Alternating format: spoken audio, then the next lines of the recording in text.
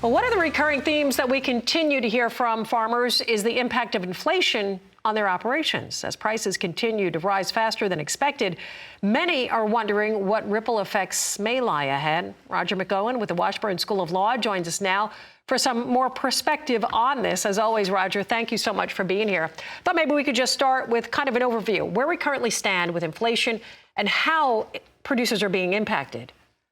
Well, good to be with you, Suzanne. And I know much of the recent news is focused on the Fed leaving interest rates unchanged to fight inflation, but prices are still high and they're rising faster than expected. 2 years ago, inflation peaked about 9%. Today, it's hovering 3 to 4%. So I get the question sometimes as to, well, why haven't prices dropped? Well, that's because inflation isn't the price level. It's the rate of increase in prices. So if we drop from 9% inflation to 3%, that doesn't mean that prices should drop 6%. It means they're going to go up 3%. So producers are being impacted on the bottom line as they operate their businesses. So you still have rising input costs and rising other costs, but because of the economics in the industry, we may see actually lower market prices for commodities because we're talking two different things. And so it kind of gets them in a whipsaw situation, and it's pretty tough for some producers right now. Roger, when we look at where we are with the current economy, how does that affect someone's plan to transition farm assets when we look at the next generation?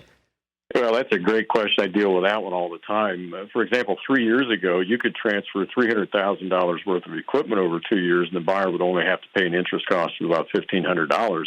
Now that interest cost is about $25,000. And if you want to sell $1 million worth of farmland on an installment basis, say to your kids or your grandkids, so to the next generation, the interest cost 3 years ago was about $160,000. Now that's $400,000. So you mentioned, of course, farmers and commodities. They're being paid less right now for their crops. And we look at deflation. This is obviously factoring big time into this situation.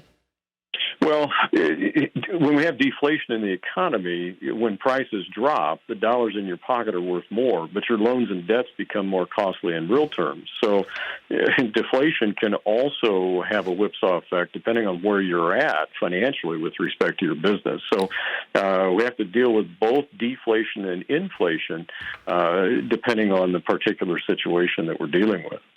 Any final words as far as guidance here for our farmers, producers, Roger?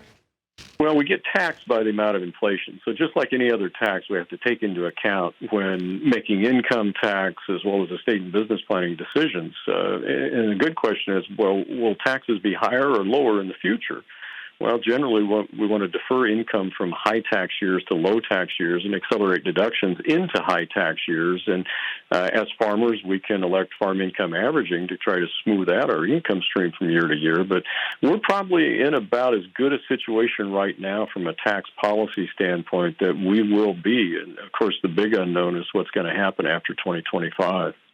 Of course, information on your website. Where can farmers go to find out more?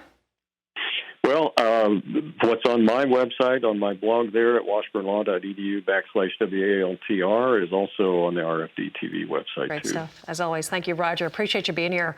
Roger McEowen with the Washburn School of Law. Always great information.